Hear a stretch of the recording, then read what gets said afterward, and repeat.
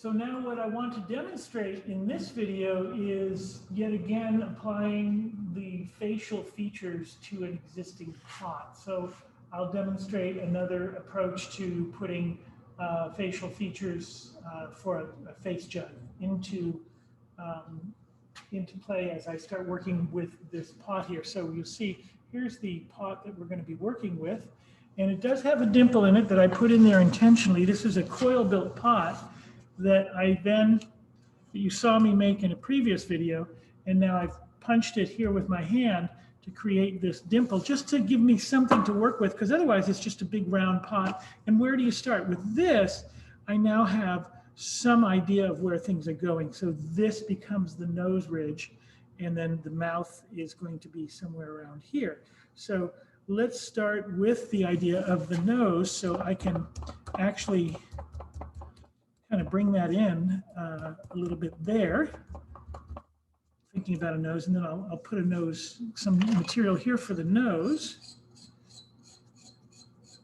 And then I want the mouth, I want a big mouth, I want an open mouth so that I can try to put some teeth in it. I've made these porcelain teeth. So I'm going to score that. Maybe we'll put something along the lines of a brow here. We could even think about putting an eye in there. So I put another impression there, a little bit different shaped one. So I'm going to put a brow here. So I'm just kind of scoring where I think I might need to put some clay. So let's start with that and see where we get to. Maybe bring this up a little bigger. There. So I'll just put some slip in those areas. Fill those up. And we'll start working on creating some kind of face. So you see, I'm just jumping in. Okay, so thinking about, okay, what happens where? Let's get some clay here and just kind of squish it together, get all the air bubbles out. This is clay from the large coil building project that I have. I'm just getting some clay about the same softness and just trying to squish it together to get a little bit more consistency in the clay. And then I'm going to just kind of start working on a shape that might end up being okay to begin to introduce as potential a nose to the area. See, that's kind of dramatic right there. And I'm just going to start pushing that in to place.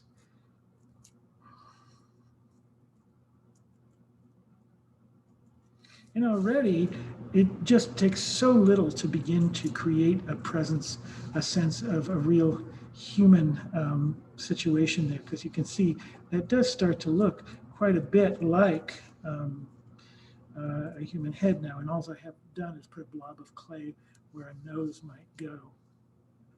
So that's working well.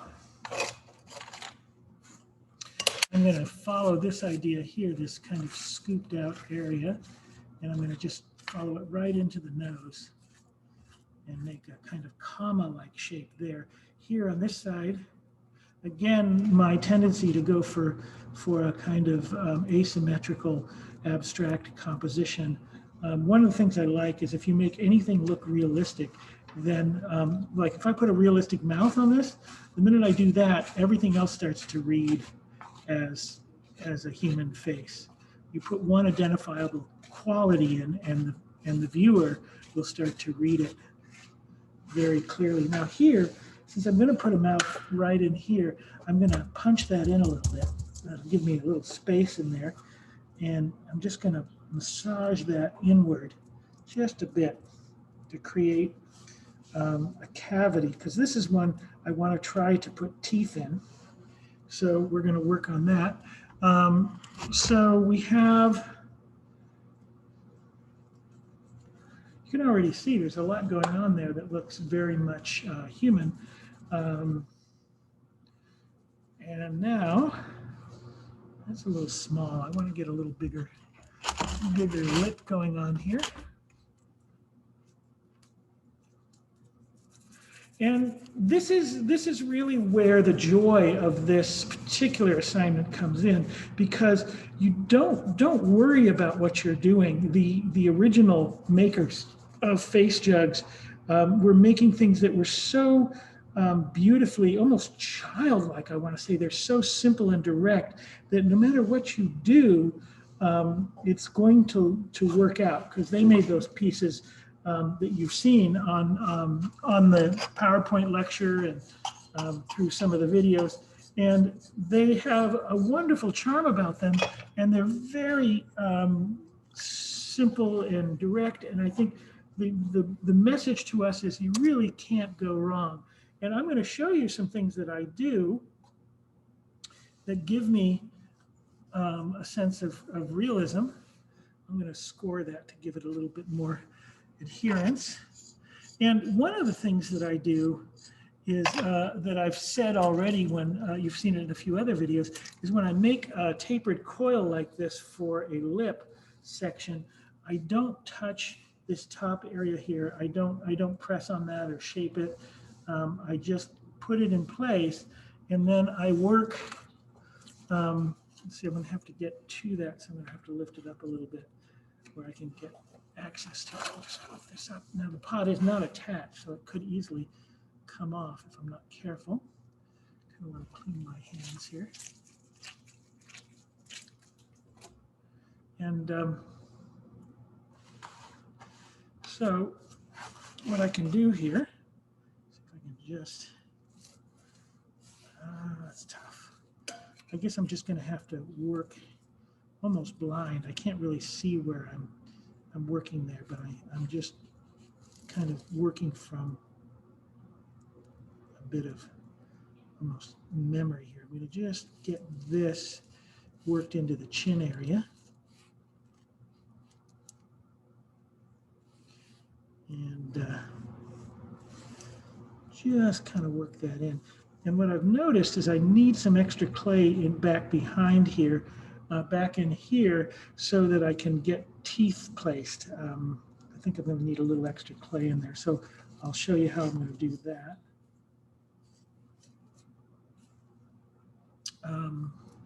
It should be really soft clay, so I'm going to get that. And I'm going to try not to put the teeth in until the very end, because they're kind of fragile and easy to break. So I want to get those in at the very end when I'm not going to move the piece around too much anymore. So here's a little soft clay, and I'm just going to put that in. They kind of they perform the function of the gums. I'm just going to put that there. And then I need the upper lip.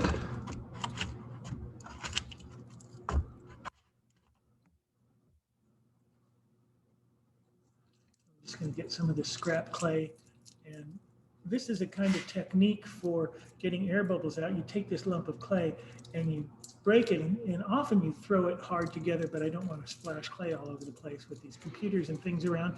So I'm going to tear it and compress it together, and then you tear it and compress it together. There's a little bit of a slap there. And so that gets all the air out, and then I'm going to just start making my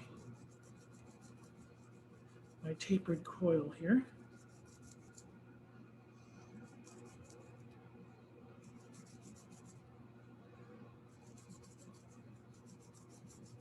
For the upper lip.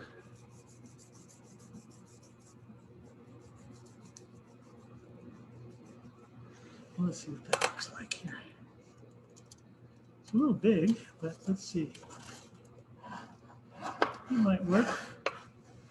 And then for me again, I want to make sure that the lip goes into the outside of the lip, just blends into the face. That's what a lip does. Now this is a kind of exaggerated lip that does look really kind of like it's protruding, it's sticking out. But it's kind of intriguing to get that in there. And let's find our metal rib. There it is. And we're just going to work that surface in a little bit so it just really becomes part of the form of the pot. Just blends right in. There we go. And we'll, this is called the finstrum section above the lip, that little groove. I have to look that up, but just put that in there and maybe use my little finger there to get a sense of nostril on one side. There we go. A little extra clay here on the nostril area, not too much, just a little bit. And we're starting to see, again, the mouth looks fairly realistic. And then the nose, I'm going to use my steel rib to get a sense of nostril there, kind of digging it out and making it look like there's a bit of a nostril going on there.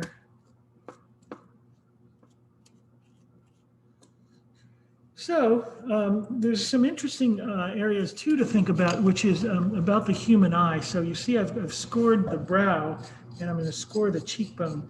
And there's a reason for doing this, and that is that a human eye, and I've talked about this on another video, but it bears repeating, that a human eye is basically, it's kind of an oblong ball about the shape of a grape.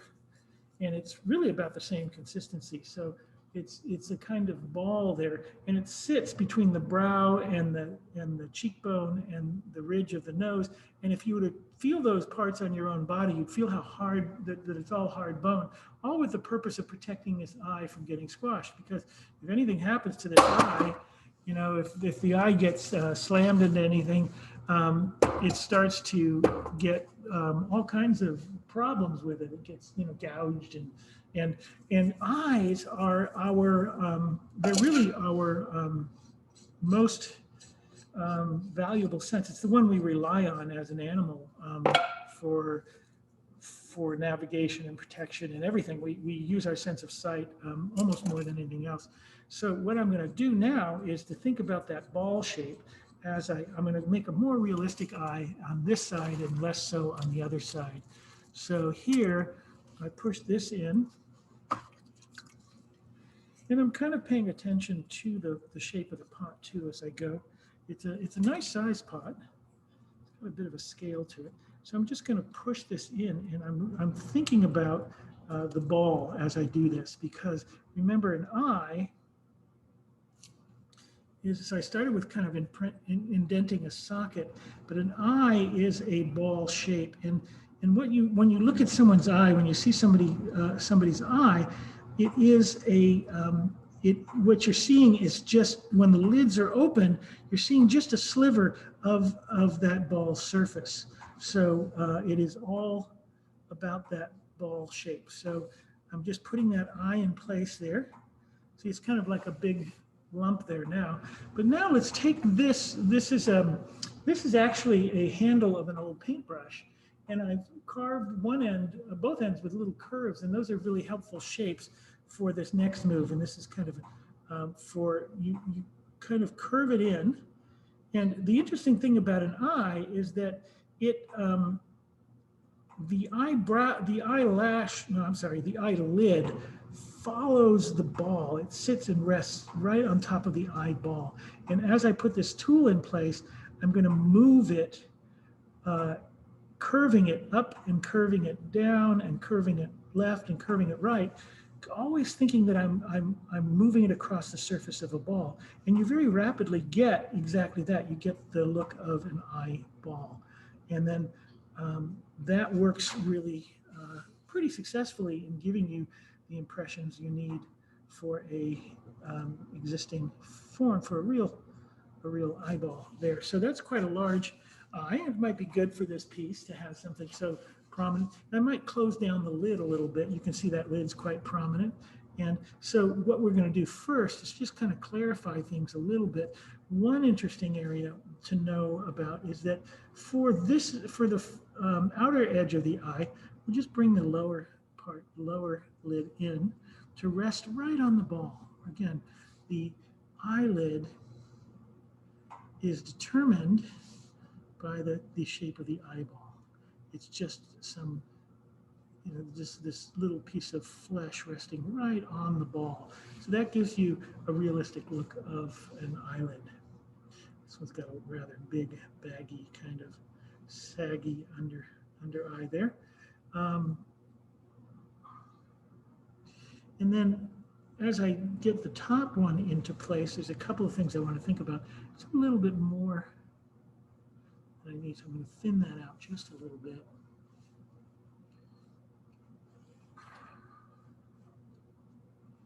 So I want to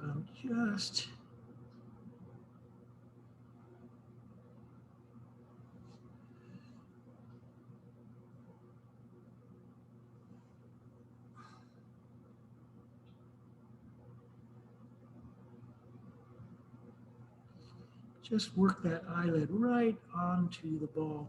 And then I need to, of course, sculpt these edges so they're a little bit more even and consistent as we work here. So you can kind of see where we're going with this.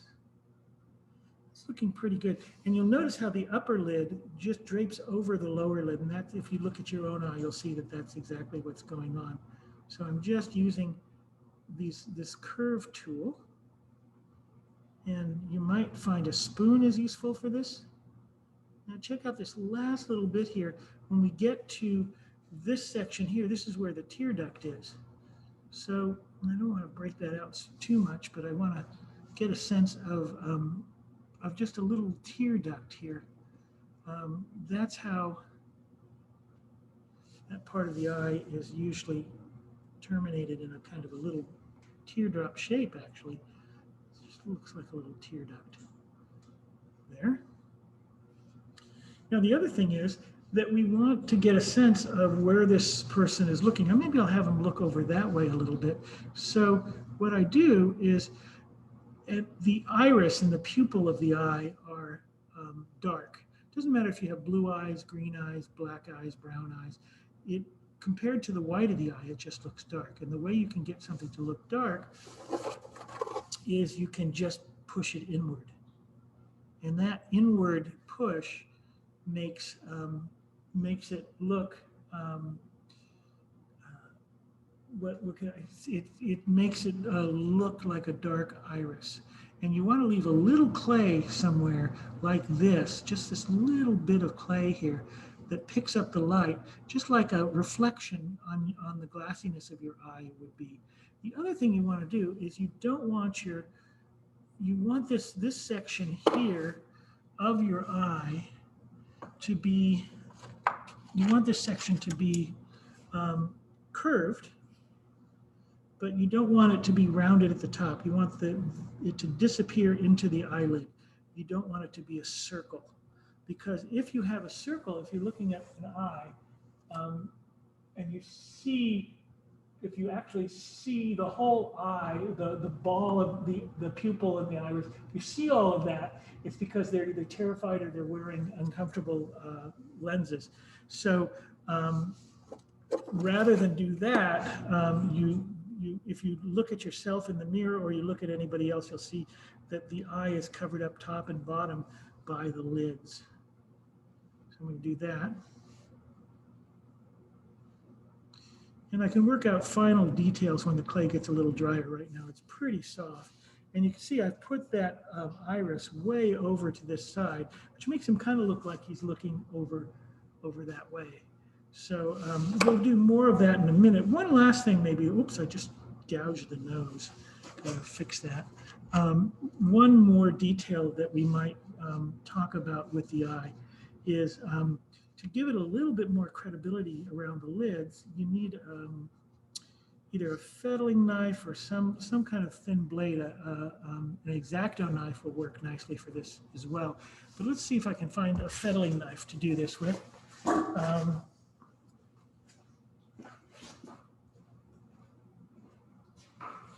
Here's one. So you take this fettling knife, and some people make the mistake of just drawing just drawing the eye like this, just carving right in, straight into the eyeball. And they're not really thinking, but that really does look like you're carving into the eyeball. What you want to do is, like everything else, move the fettling knife like it's moving along the surface of the eyeball. And that creates this lovely line that says, oh, this is a real lid. It really kind of highlights the quality of that lid. You just kind of move that underneath and create the impression of a real lid. So that's pretty sharp there. So that's the start of, you can refine it and go over it a few times, work on it when it dries out a little bit, but that's the beginning of an eye. Right there. And so what I want to do now is reinforce that idea of the eye by working on the brow a little bit here. I'm going to just add a little clay at the top here to create a brow. And in the original, see that there, in the original Edgefield face jugs, they got really quite elaborate. The brows weren't complex or anatomically elaborate, but they were quite pronounced oftentimes. So I don't know if that makes sense here. One thing to know about brows, and again, this is sort of human anatomy information here, is that it's our natural tendency to do what I've done here, which is to make it all kind of a concave. I got to be careful. I keep hitting things, but it's natural to make it sort of concave looking here, to create all of the. See how I've kind of made this all one big concavity. But if you look at your own brow or anybody else's, what you'll notice is that it's concave here, right in here. It's very concave, right? But then, and I'm also looking at this and saying, well, that brow's a little too high, so I'm going to bring it down a little bit, kind of cover that up a little bit, and then I'm going to push that in and make that concavity there that's very much towards the nose. This is a concavity. But when you get out towards the outside of the head here, it turns into a convex shape like that. It rolls outward to create that sense of brow.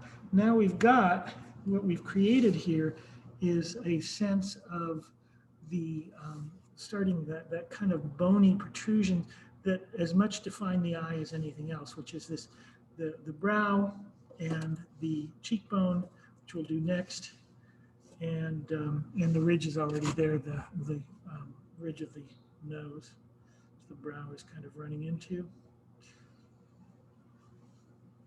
So you can start to see it's really kind of developing here. Start to see the character kind of coming through here. And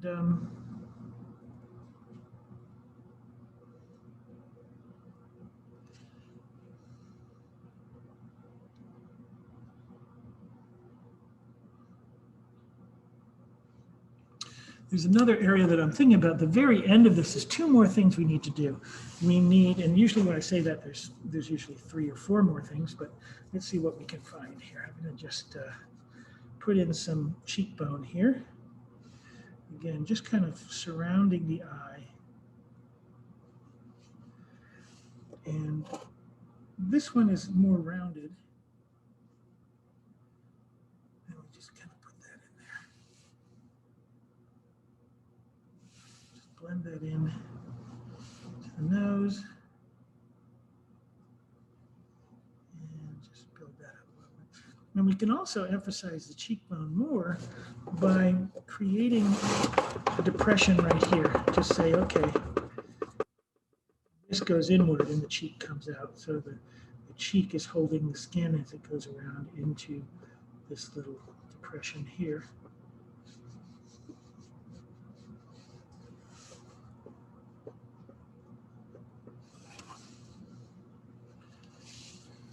So that's starting to look like I want it to look on this side a bit.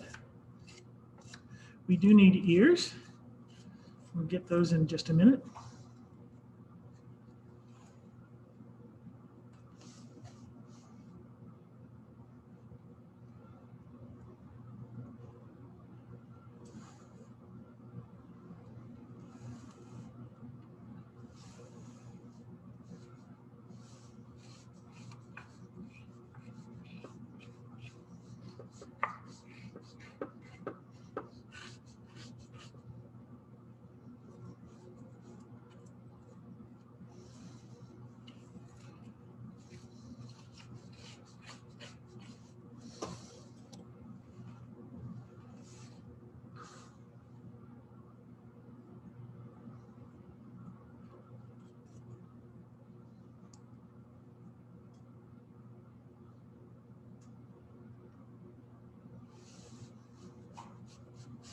So you can see it developing quite a bit, and this is going on quite nicely, but I do need to start thinking about the ears.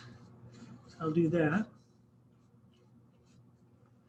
And again, as with my other kinds of activities, I make ears fairly simply, and I like to make them of different sizes. And that's kind of one of the beauties of being consistently focusing on the asymmetrical as I work on this, is that when you're working asymmetrically, there's a lot of freedom, because when I first started sculpting the human figure, there was so much thought put into making everything exactly the same size and shape.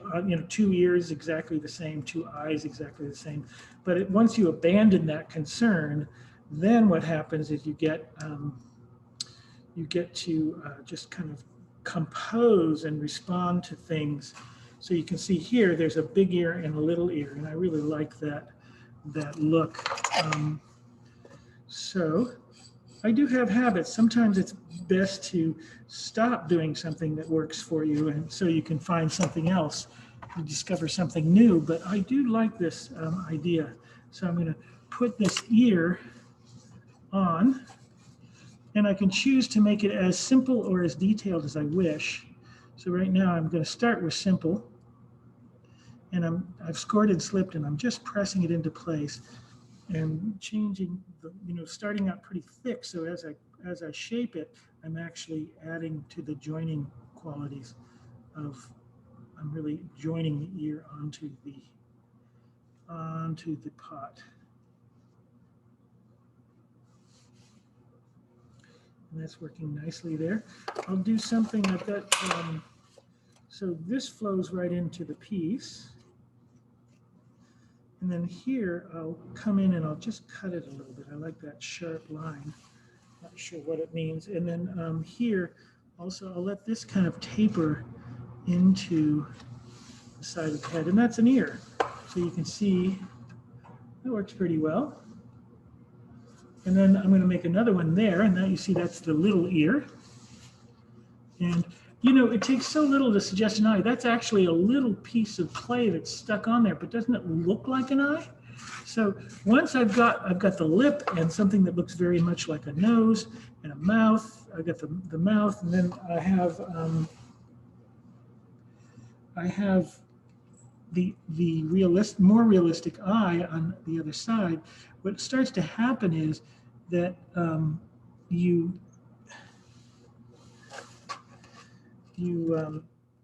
start to realize that people will associate whatever you do. I can put that there. Oh, there's an eye, and you can see it, right? It just works like an eye right there. So it's very simple, and I love that kind of abstraction. You'll see that kind of approach to just one more realistic and one less. This kind of abstraction, you'll see that approach with a sculptor like Henry Moore. Will show you that effect. So let me get this small ear on. I need a knob, but I'm not going to put the knob on until I get the teeth done. So I'm going to score this.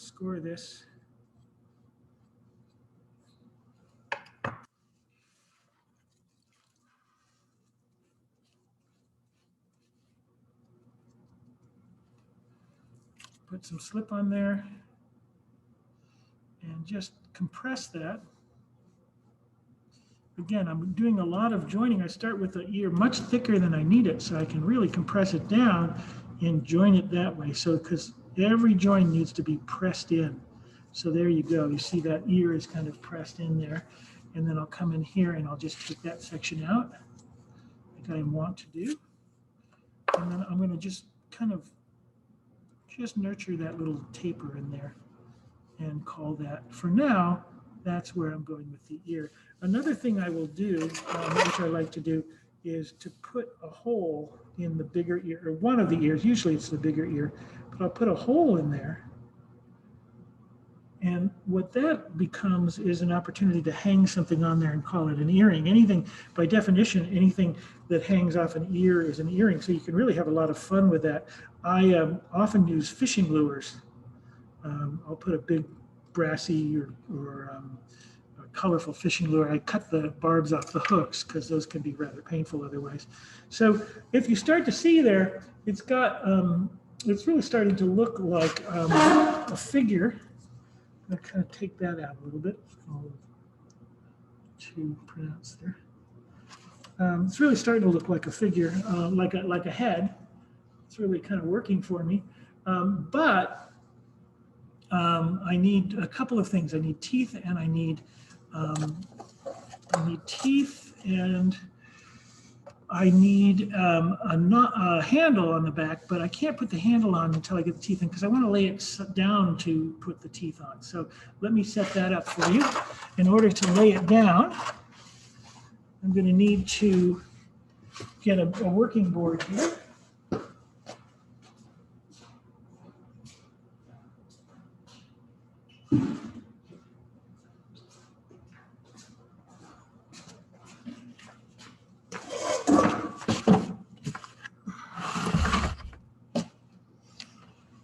So here's a working board, and then I need one more magic device here.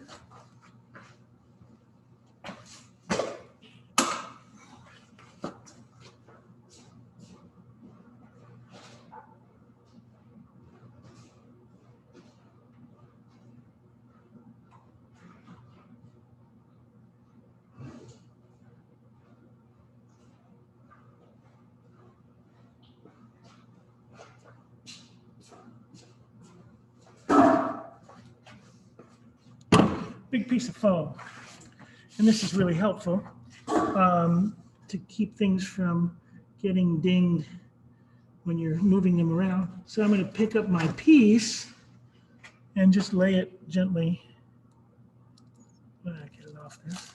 Just lay it gently on the foam. And that gives me access to the mouth so I can do my dental work. I'll just take a moment here to finish the mouth a little bit more.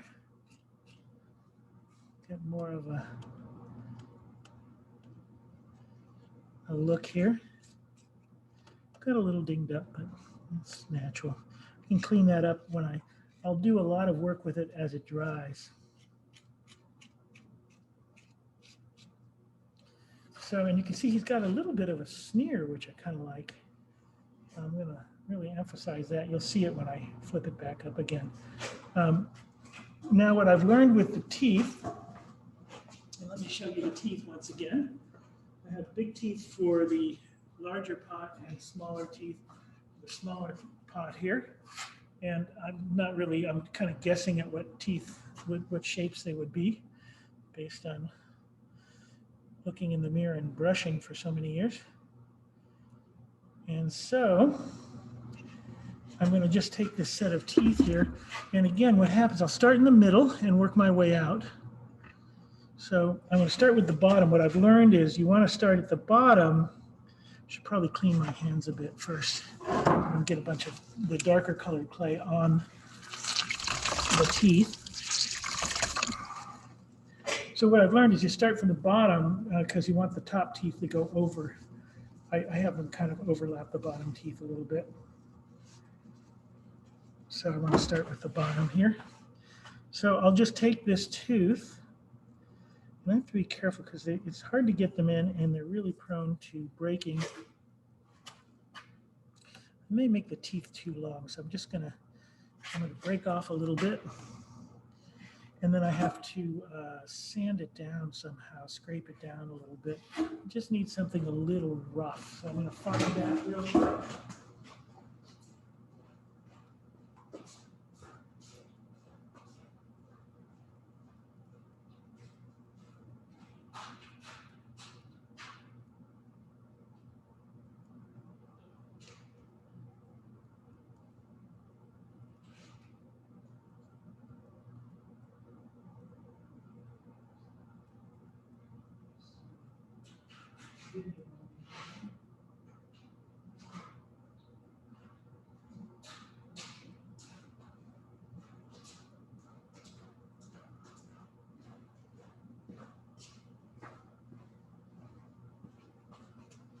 Okay, so not sure I found anything that I can use. I can use this, I guess. I can use my.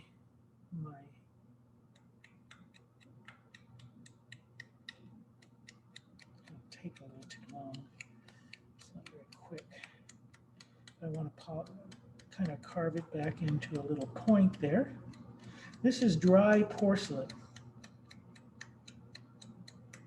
Good. I've done my dental work now. So this is the first tooth going in. And I'll just get that kind of in place and then push it down. There's tooth number 1. Same thing here, get another tooth. And I have to go through the same kind of approach, but I think I'm just going to see if I can get it to go in without sharpening it.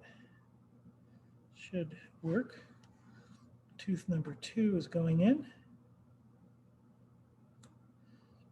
And sometimes if they don't go in real straight, it says something about the character of your pot.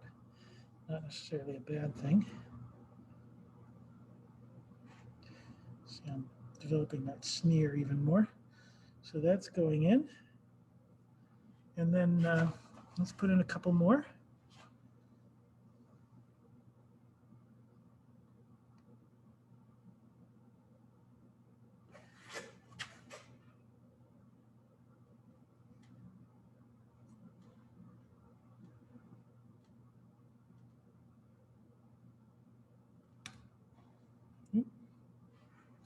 So I just didn't realize I'm blocking you here. So I'm just putting these teeth in and pressing them into the soft clay behind the lip. Oop, broke that guy. Okay, I'm going to take that out. So what I learned just then is that I really do need to sharpen them in order to get them to stay in, to go in easily. So I need them shorter, but I need them sharp. So I'm breaking them, and then I'm sharpening them. And I will show you what it looks like when I get done.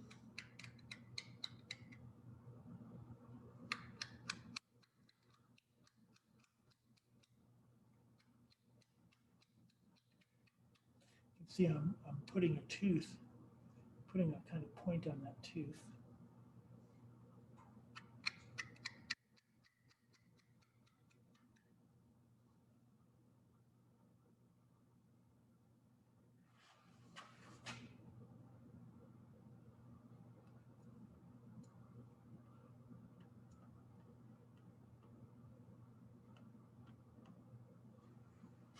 And you can start to see I've got 3 teeth in there now.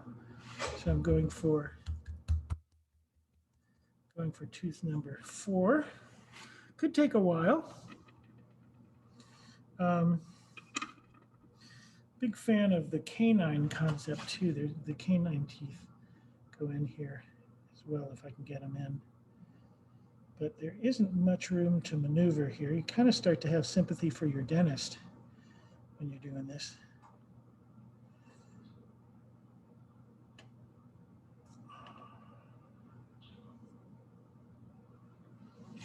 Okay, 4 teeth. Moving on to the canines. Again, breaking off some of the unnecessarily long roots. Oops, put that one all together.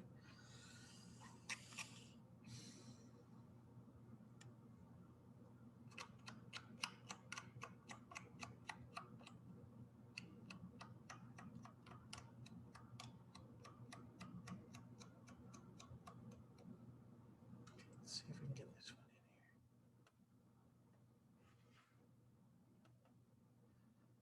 in here. It's a little bit broken. So now, I'll put that one in over here. Let me make this a little sharper if I can. There we go.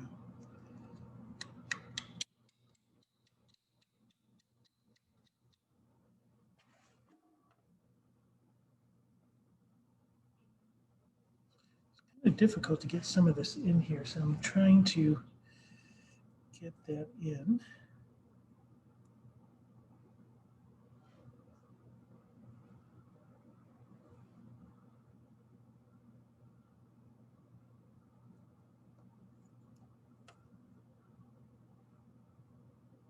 Okay. And now I think I'm going to move on to the upper teeth.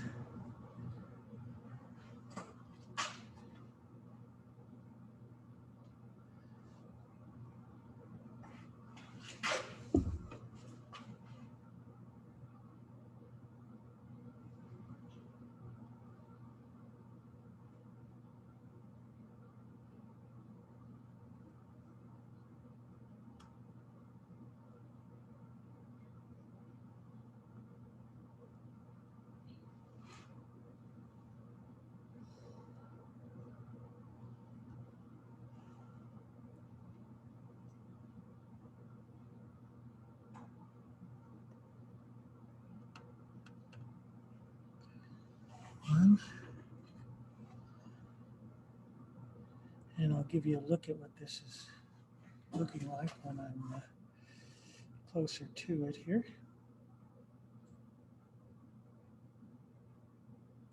And as I'm doing this, I'm thinking of the artist Esther Shimasu, who does really amazing figurative sculpture.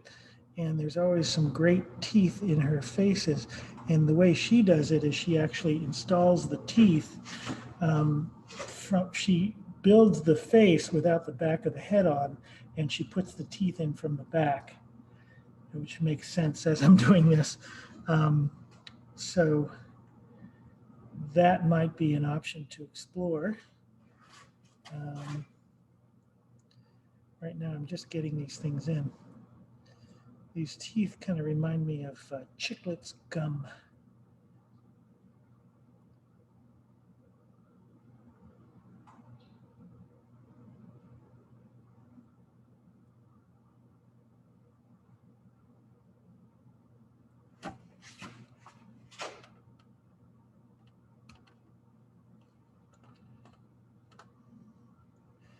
Yeah, they keep breaking.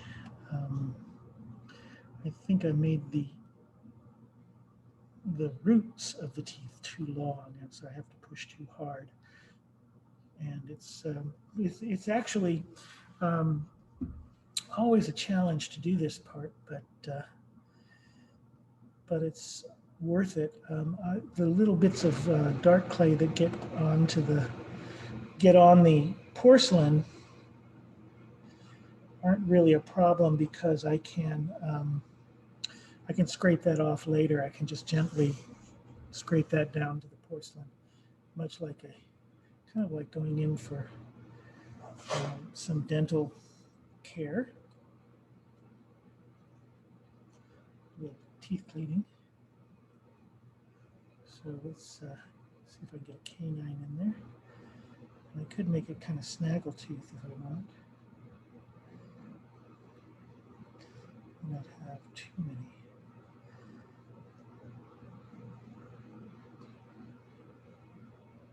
If I'm not careful, I will make a vampire.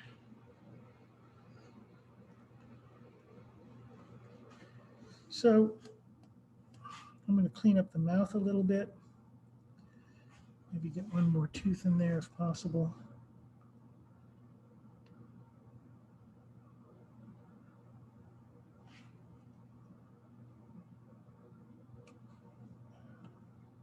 This kind of look vampirish. Just in time for Halloween. And so now, you can see where I'm at now. The mouth has gotten a little bit messed up, so I'm just going to sculpt on the mouth a little bit to bring it back into a more clearly defined shape, and then we will call it a deal for the teeth. Then we just simply have the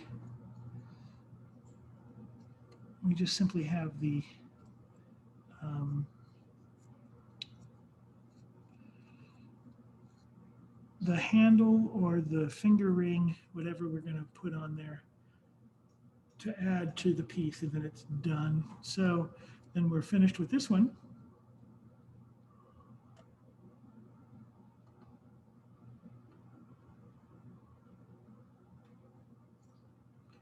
So I'm just going to try to clean up this mouth a little bit.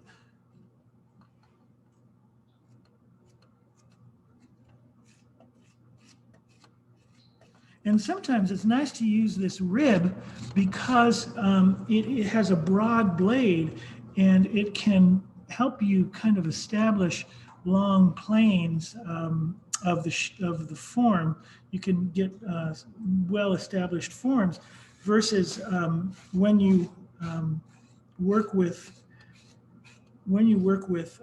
your fingers, it's a much smaller surface, so you tend to get a different kind of mark, a different kind of effect. And I just wiped out that tooth completely. I'm gonna rattle around in there. All right. Let's finish that up.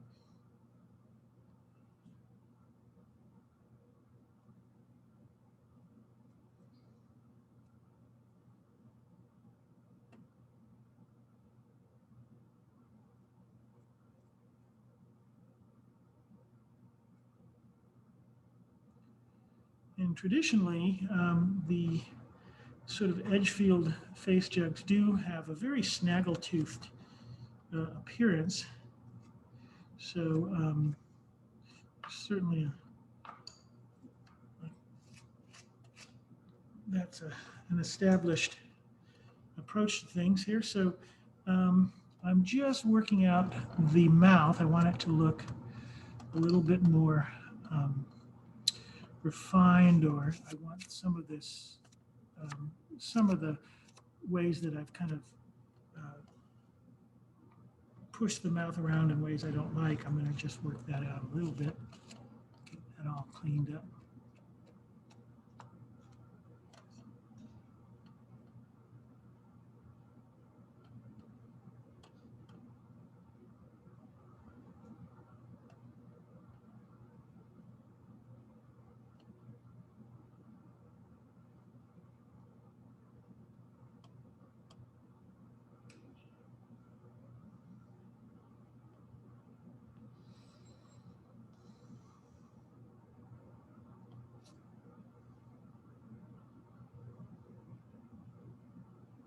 See a little bit of work on the nostril here I can do.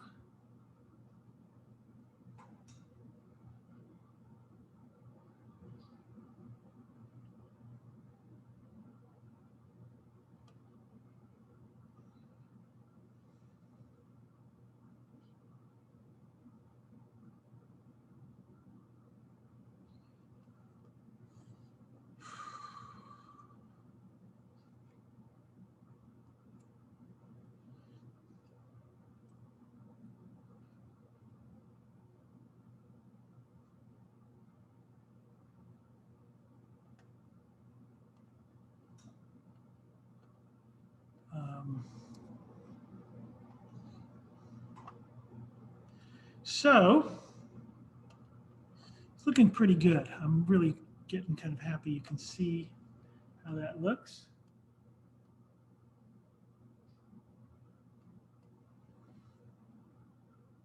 And you kind of look around to see where you might have knocked something around or bumped something you didn't want to.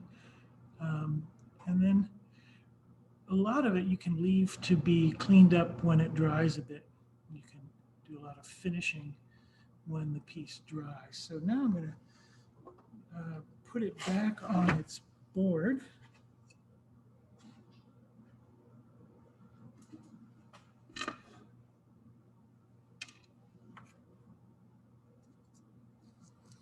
And we'll do a few more finishing touches.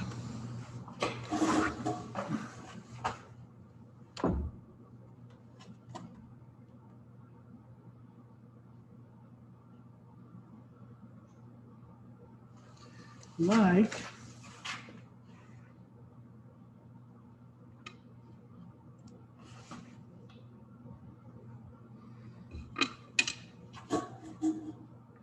what I want to work on now is a couple of things, just last things. I want to get a handle of some kind. So let's look at that. And I think I want to start with a bit more clay than you might think is necessary. I think for these pieces, it's nice to have a thicker handle to handle the idea that someone actually might try to pick it up with that handle. So you kind of want it to be pretty solid. So what I'm going to do is create a tapered handle here. This is way longer than I need it. I'm just going to bring that down a little bit. That's looking pretty good. So that looks, you can see it's kind of like a big carrot out of clay, and I taper it by holding my hand at an angle as I roll it on this board. And then what I'm going to do is take it and throw it down. And what that does is it goes from a round carrot to a flat, which makes it a very nice shape for a handle. I don't want it to be too complicated. I don't want it to detract from all of the details of the face. So you can see the piece here. The handle goes actually on the back and directly opposite the nose. So if I'm doing one handle, sometimes I'll do two handles on the side, and that will become the ears of the piece. So for me, I think the handle needs to go right here and something like that. Or actually something like that. Yeah, that looks pretty good like that. So let me score. You always want to score where you're going to join it if possible. And let's see where else it goes here. Right about there. Okay.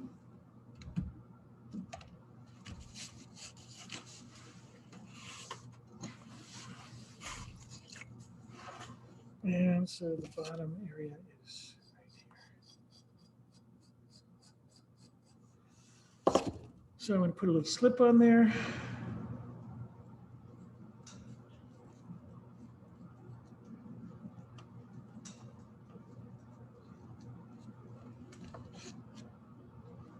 And I'll score this end for sure of my handle and get a little slip in there. And then I'm just going to press it in at a downward angle here. I kind of like that lifting up into. Just kind of press it right into the clay. And I'll work it, I'll just kind of push it in a little bit, get it into place.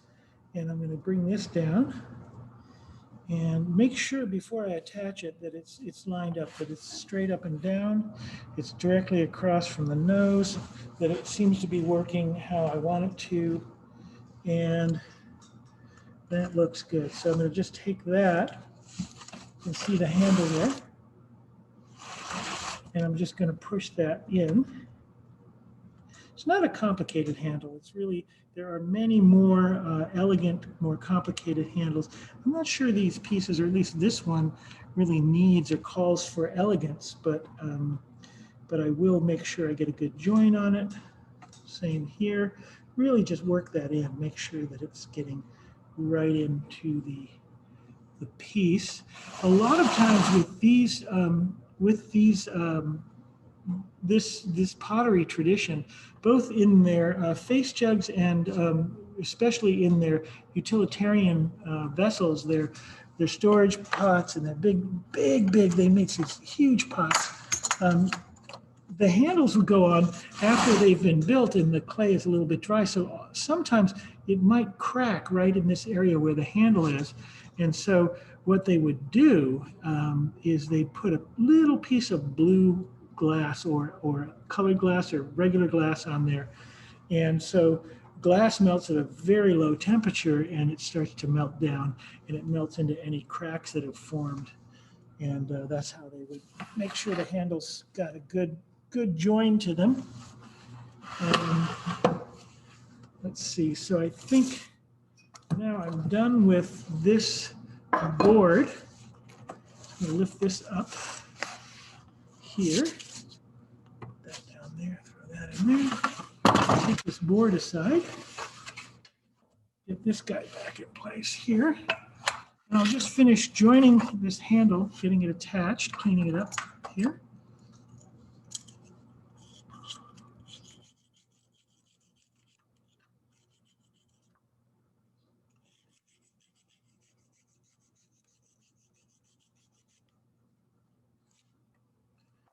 And so I'm just going to work on making sure that it's well attached.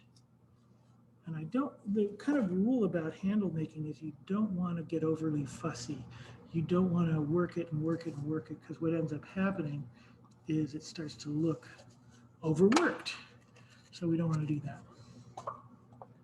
So I'm just cleaning up areas that it's attaching.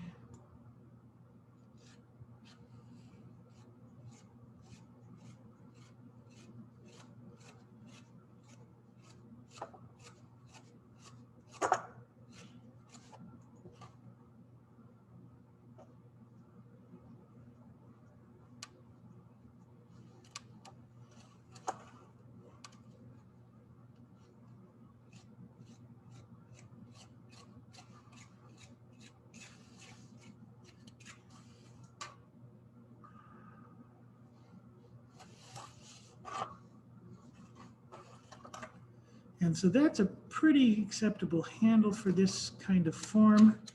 It's got a kind of a roughness to it and a simplicity to it, which matches the piece itself in some ways.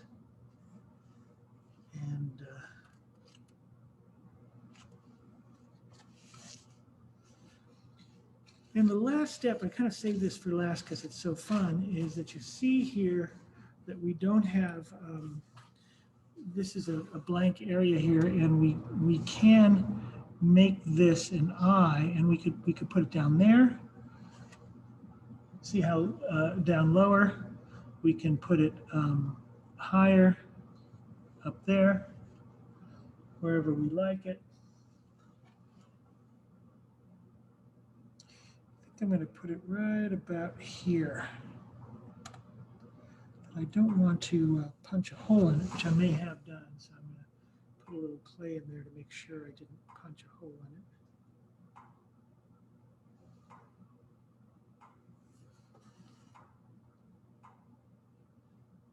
Put that in there. Actually, that's kind of a nice idea. I'm going to make a little round. Push that in there.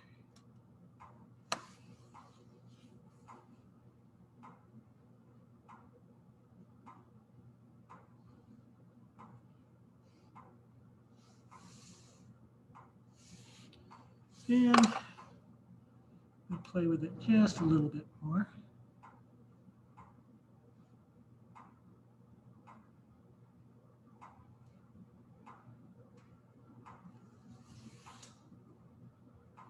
And you can see it just takes almost nothing to suggest an eye, given all the other indicators of human anatomy here.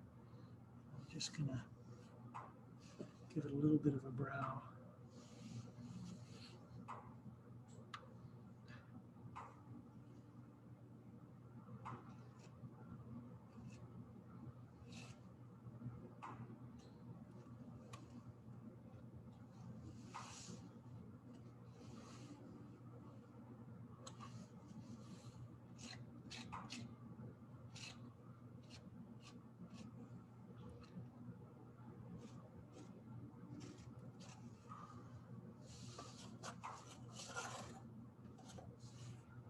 Working on giving it a little something on the top here, just a kind of a lid or just a little lid.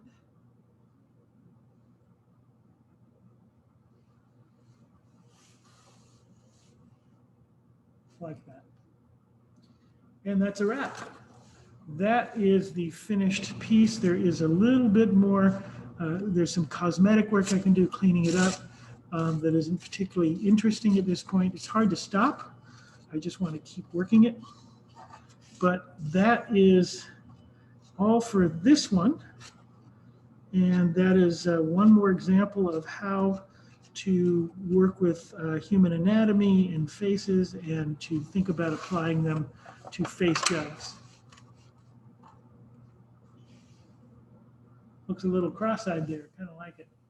Okay, that's it for now. Remember, stay safe and be sure and make art.